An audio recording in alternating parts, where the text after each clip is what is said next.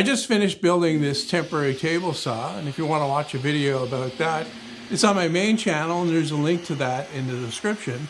Basically, I'll be using this to build a better table saw, but in the meantime, I want to improve the fence that's on this one.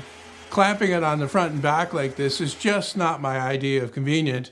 I'd much rather have something that's self-squaring and only clamps on the front.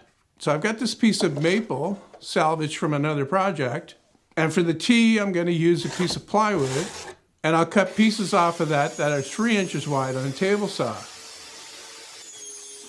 And then to fasten what will be the T to the maple, I'm going to make some oversized holes in there for the screws to go through, and that'll give me enough space to adjust it square to the blade.